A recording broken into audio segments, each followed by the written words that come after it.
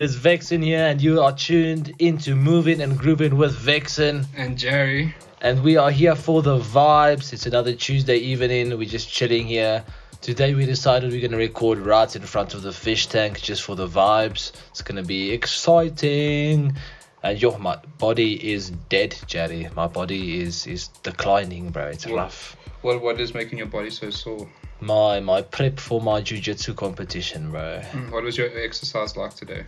It was more yesterday, bro, because yesterday we were doing like 30 minutes, then you do 1 minute rounds. Okay. Where you just shoot for takedowns the whole time, bro. Like, okay. You literally just shoot for takedowns.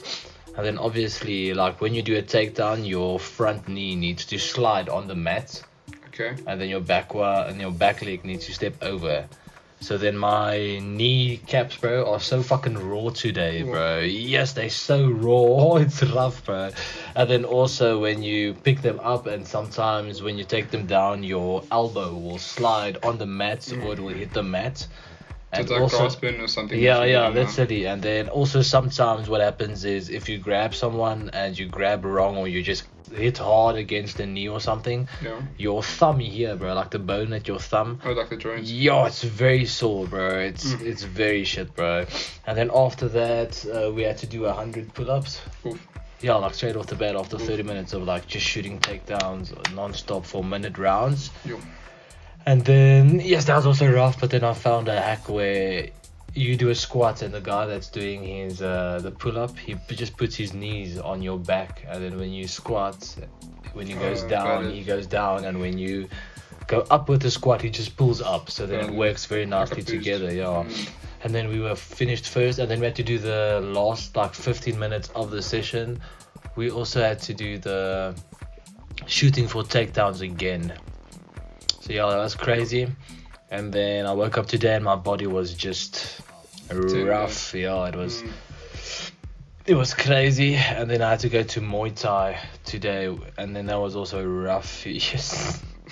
What did you do today?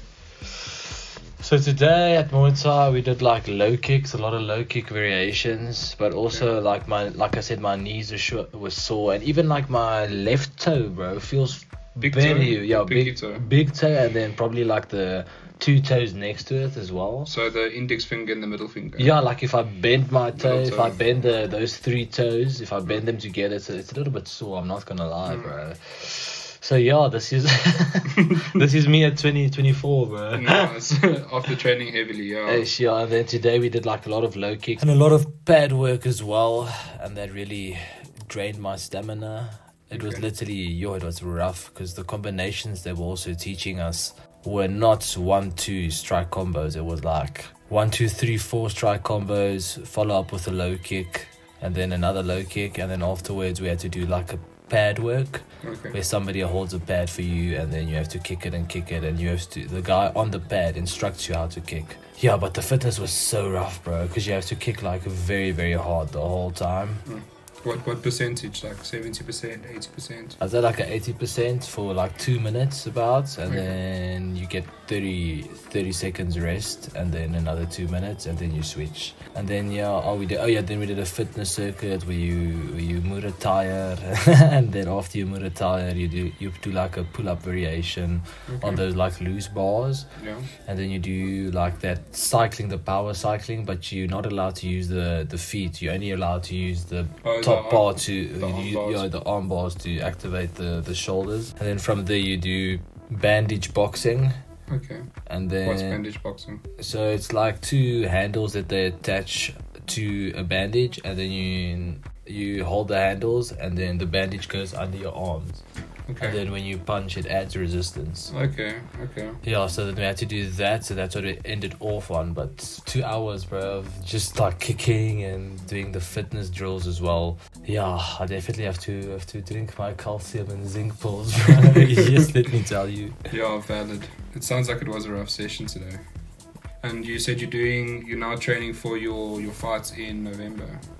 Your jiu-jitsu comp. Yeah, the jiu-jitsu comp. It's gonna be very sick. So the prep for that's been also lekker. Like so far for the next 2 weeks, the prep is Monday go to Planet Fitness, jog 2Ks, and then cycle 6Ks, and then row 2Ks, and then I'll just go do 100 sit-ups, but like on an incline. Okay. Yeah, and then that's the first session done for the day. Then I'll go home, work a bit or produce a bit or whatever. And then my second session for the day will then be later on when I go to MMA. And that's normally also an hour.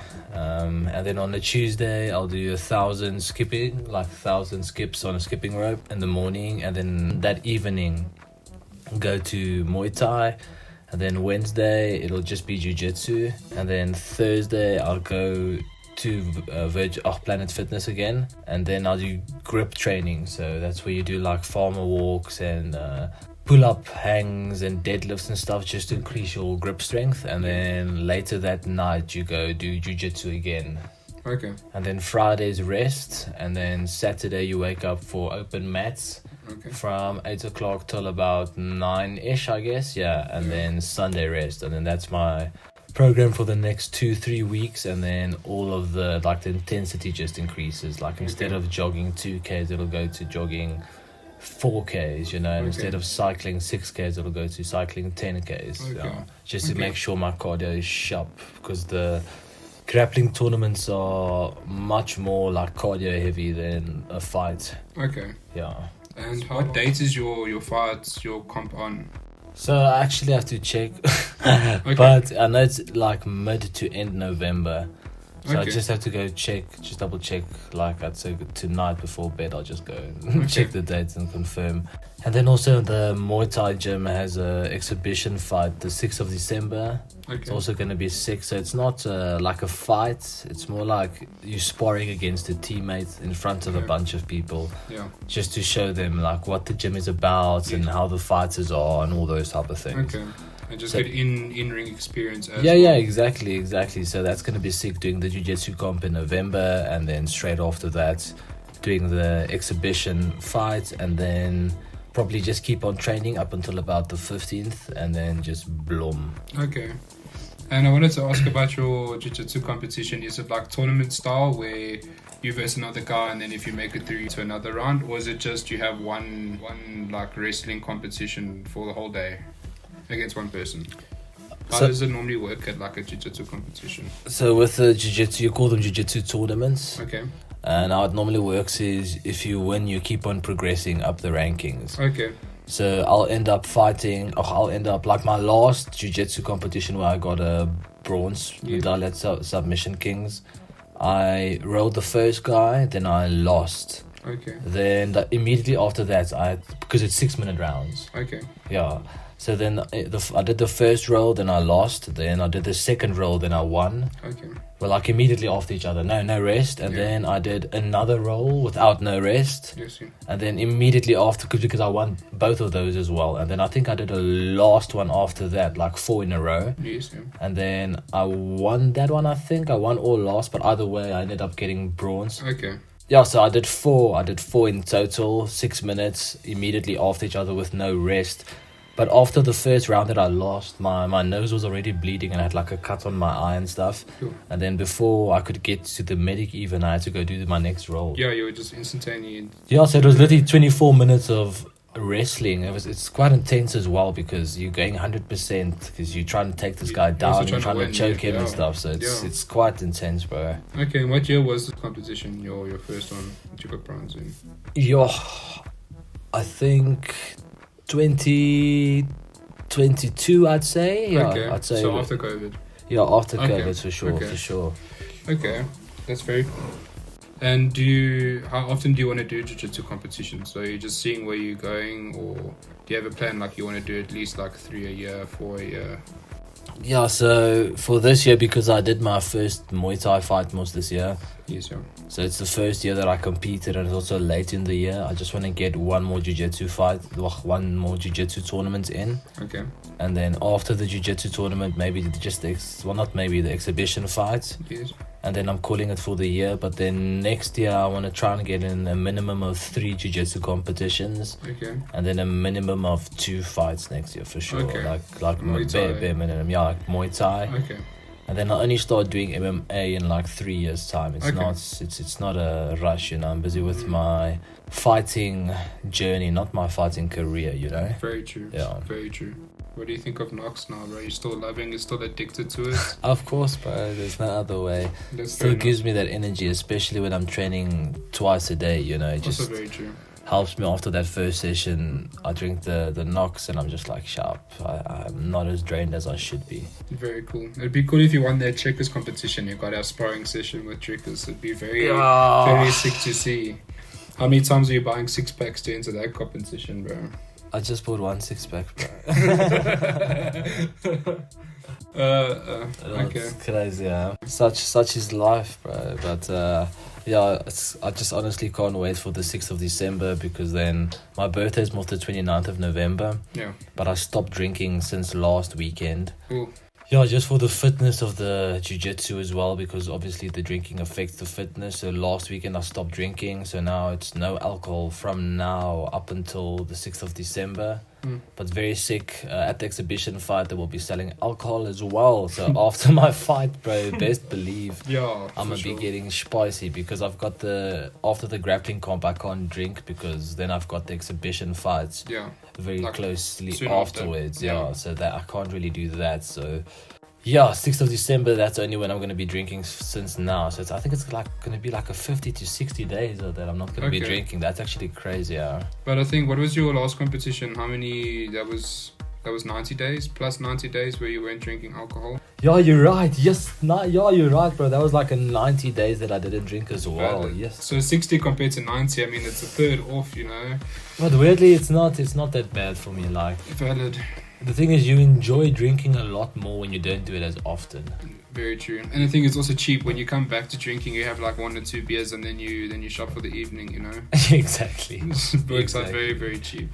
Yeah, it's nice, bro. I definitely like it. And then in 2 to 3 weeks, it's just downtoning the sugar a bit. Because what a lot of guys do for the prep and stuff is they cut out sugar completely. But that's not what you want to do because then you're detoxing your body. Yeah. So that means you're literally putting your body in a detox state while you're prepping for a fight, like for a tournament as well. So what I like to do is as well, like I said, in 2 to 3 weeks time, I'll downturn in sugar, so I'll eat 50% less sugar. Yeah. And then 2 weeks before the actual tournament, then I'll only chow like 75% less sugar than normal. Okay, so then 25% of the total. And then I'll just stick on that 25% sugar up until the tournament, bro. That's literally it. And then after tournament, just back to it because I really feel like detoxing your body during a let's call it a fight camp is definitely not healthy, bro. Yeah, very true. It's very true. It's like Hugh Jackman when he gets into shape for Wolverine roles. It's crazy how much he has to go through, especially at his age now in Deadpool and Wolverine. That man looked incredible for his age, bro. Also, an actor who also had to lose a hectic amount of weight for a role who's the guy who played Batman, the OG Batman. The OG Batman. The Dark Knight Rising one. Christian Bale. Yeah, so Christian Bale. Did you see his role where he had to get like super skinny? Yes, yeah, the mechanist. Yeah, something like that. But he ended up losing like something like between 10 and 30 kilograms, bro. And did you see the movie after he was obese? Jacked, yeah. No, he was obese. Oh, you see. So he was actually fat. You know how much he had to eat to get to that size. You know, he puts his body through a lot of torture for sure. And the next moment he saw jacked as Batman, bro. Very true. But also Tom Hardy with Bane in the third Batman movie. How jacked was that man? Yes, bro, but how crazy jacked was that, man? That dude was a whole different person. But he was quite sick as well. I saw a comic book strip that somebody showed me of like Batman, and then it's like Diddy in front of Batman. Oh yeah. And then it's like I think you've seen it as well, bro. The diddler. Yeah, he's the diddler. That was very funny, bro. Diddle me this, Batman. Yeah, yes, it's very funny. If you're moving, you're grooving. This is Movin and Groovin with Vex. Yo, that's crazy what's happening now and how quickly it happened. Well, I think everything started going downhill after that court case that his girlfriend's laid against him. I think he was doing a lot of sketchy stuff, and I think one person just came out, and then it just started a chain reaction. Yeah. But also things also happened afterwards. I mean, he had a case laid against him. It's whole hallway, you know. And then a month after that, the FBI raided his home. And got that 1,000 bottles. 1,000 bro. bottles of baby oil and lube. Why so much? why so much? I'm guessing celebrities have to compensate for something, bro, if they're using 1,000. Yeah. Imagine how many pools you could fill with 1,000 bottles of lube, bro. They want to make sure that everything is nice and slippery and wet, Jerry. Imagine they have a slippery slide on this like double-story house, and then you just go down the stairs, bro. Just cover yourself in lube and just. Are you sliding though? Or is there like a woman waiting at the bottom with her legs open? I mean, knowing Diddy, bro, it probably is a lady at the bottom. And I he's think going feet first, bro. I think my dick would break with that. 100%, 100%. Maybe that's why you have the baby also. Dick doesn't break, bro. It just slides in. It just autocorrect, yeah. Crazy, yeah. But I mean, even in the 90s, when he was dating J-Lo, how crazy was that shooting at the New York nightclub? Yeah, yes, but it's Crazy. also because the killer that admitted that Diddy hired him to kill. Sean, yeah. Yeah, to kill Sean, bro. Oh, what? Tupac. kill Tupac, Are you yeah. talking about Tupac? Oh, yes, Keefe D. Yeah, Keefe D Yeah. admitted most that Diddy hired him to kill Tupac. Yeah, bro. So crazy, but he wasn't. after that, a lot of things opened up as well. Right, but he wasn't named as a co-defendant or anything in a case after that. His name was just dropped quickly. I wonder why, and then all of a sudden now that all of these sexual allegations and the sexual assault and stuff are coming forth, now all of a sudden, Like Tupac's family wants to be like, oh, we want Diddy to be investigated. of course. And it's fair because, I mean, in the 90s, there was a huge rivalry between Bad Boy Records, which is Diddy's company, and Death Row Records. Yeah. You know? That whole beef is what, caused the whole Biggie and Tupac situation. But, I mean, the people at the top of the ladder need to be questioned for it, for sure. Yeah, no, I think Diddy's a crazy man. Who explodes a car outside someone's house? Because, there was that whole thing with Kid Cudi. Yeah, because he said he's gonna explode his car. And, Yeah. and then he literally did it. So Yeah. Kid Cudi was, flirting with his girlfriend. He's like, yeah. They were getting jiggy and alles. Yeah. Bro. They were getting jiggy, Crazy. and then Diddy was like, "No, brother, Yeah. I will explode your car." And then I can't believe he really did it, bro. He did it, bro. Yeah. A couple of weeks later, they're like, oh, wow, Kid Cudi's car exploded. But that definitely shows you the mentality that Valid. he is, bro. That definitely Valid. shows like a bit of a psychotic side of Yeah, him, how bro. committed he is to what he believes in, and what he believes in has to be right. I mean, how sketchy he looked with Justin Bieber. Justin Bieber was 16 years old, and he was very, very protective of that dude. Well, what do you think? Reason. Well, even about the Usher, he adopted Usher most. Yeah, very and true. And the allegations that Usher also have against Diddy now is Very also crazy. The stuff that he saw is also mad. Yeah, the thing is I think once the trial is done and all the dust is settled, we're going to see a lot of big names in Hollywood being dropped, for sure. Like Ashton Kutcher was big friends with P. Diddy because they were most working at MTV together. They had different shows, but they worked at the same company. So, I mean, Ashton Kutcher's been named. He hasn't said anything about it since Diddy's been indicted. And, I mean, Diddy's been indicted with 120 cases. Yeah, it doesn't really matter how good of a lawyer you are, bro. Yeah. If you have to deal with that amount of cases, It's your defense, you're gonna have to do a bargaining. There's no 100%. way. There's no way he's getting out of 100%. out of jail. They're just gonna literally have to bargain and try and get a best deal for him. Because I literally don't see any way he's Valid. not going to prison. And it's only 120 now. The thing is when the indictment dropped from the FBI, the lawyer that took on the case, the prosecutor, he received 3,000 phone calls that day. Yeah. 4 cases dropped, but then they narrowed it down to 120 that they could actually, take to court with evidence they have. But I think a lot of people also fake it, they see, okay, now, Also true. there's a whole chain of people that are, starting cases that they are at the party, and then a lot Very of people true. will just pretend that they were also at the party, and then they're like, no, he also sexually assaulted Very me, true. but I don't have proof. Oh, But that's why I said it went from 3,000 to 120 that Yeah. they could concrete. But it's prove. also crazy because I also saw that Will Smith was there and his son Jaden Yeah. Smith, and then apparently Jaden said he doesn't speak to his mother or his father Yeah. anymore because of the stuff that happened at the parties. Crazy, yeah. It's crazy. But also that also explains a lot about Jaden Smith and the way he turned out, because he took a whole different route than his father and his sister, bro. Yeah, very true. I mean, he has that water company where he gives out free water to the homeless and free food. I mean, he's also very big in the fashion industry. He's very, very big in the fashion industry. And again, The Simpsons predicted the P Diddy white parties as well. There's an episode where you literally see like the Simpsons are at the P Diddy's mansion, and then they are at the white party, and they walk up, and there's like a whole VIP area there. Yeah. And then they also walk out with like baby oil celebrities or something like that, bro. That's and crazy. Then, it was crazy. They predicted that. I think that you hear rumors in Hollywood and you're like, what would be funny if we actually posted rumors on? I've fully committed to The Simpsons now. I'm starting to watch it again, bro. The thing is they predicted so many things correctly in different time frames. You know, they predicted 9/11. The one comic book cover had like 2000-ish.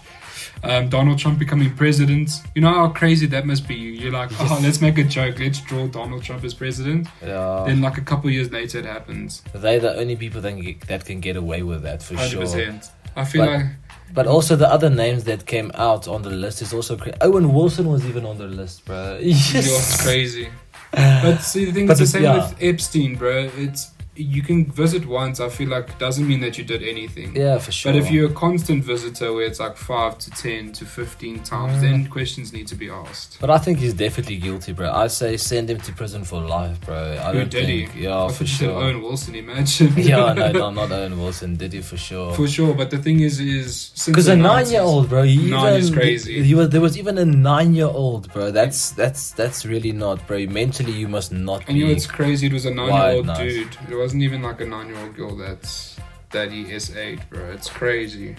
Yeah, well, he's got a 50-50 ratio with women and men. Yeah. Out of 120, 60s male and 60s female. How crazy is that? Yeah, no, I don't. And 25 of them were underage. 25 of them.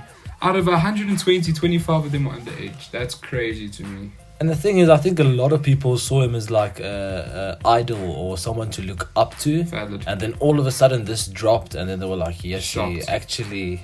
But some other people have known since the 90s that this dude's a sketchy guy. Do you think Ashton Kutcher knew, bro, from the start? Or do you think... I don't think so. Do you think Diddy was... But, I mean, you can't say that Diddy was low-key about it at all, because, I mean, obviously, if there's so many celebrities at the party and all of them have been involved...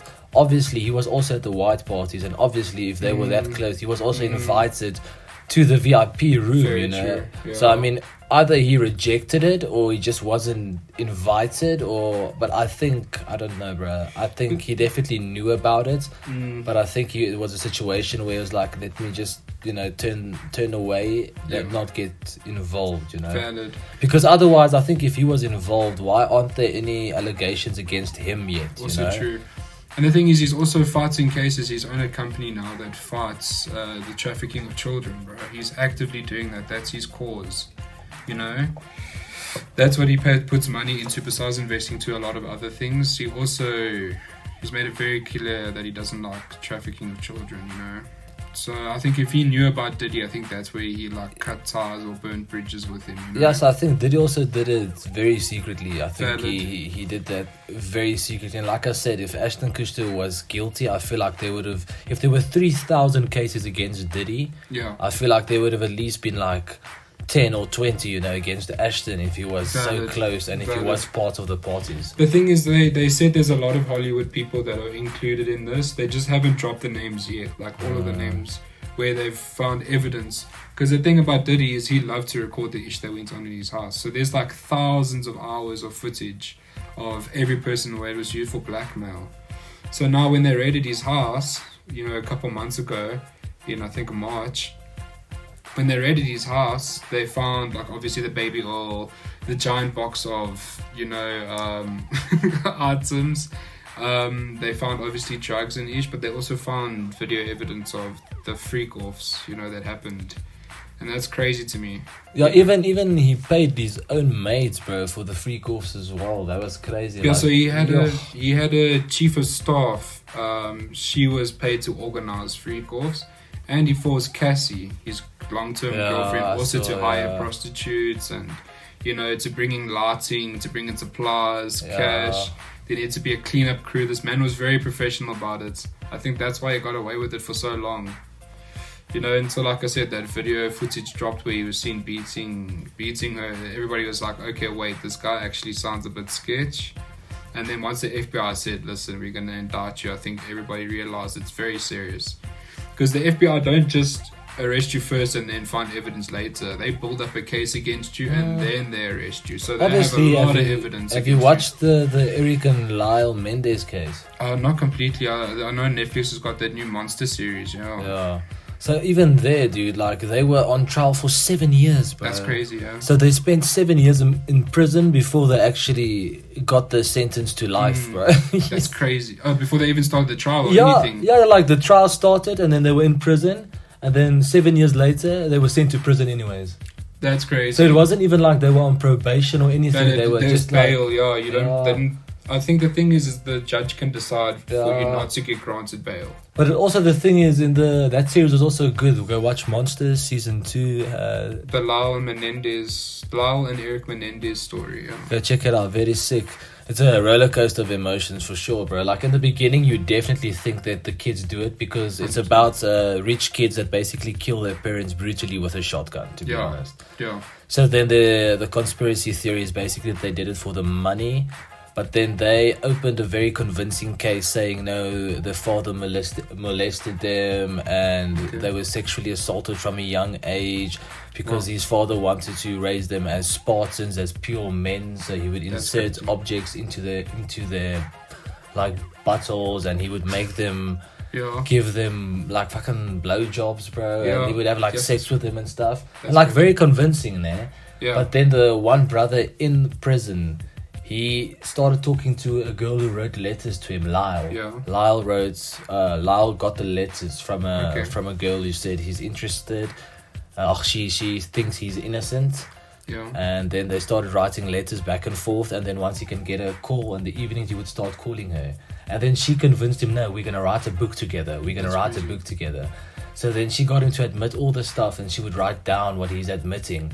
So then he literally on the phone call, he's like, yeah, I've been practicing my crying a lot so that it's more convincing when I do it to the judge.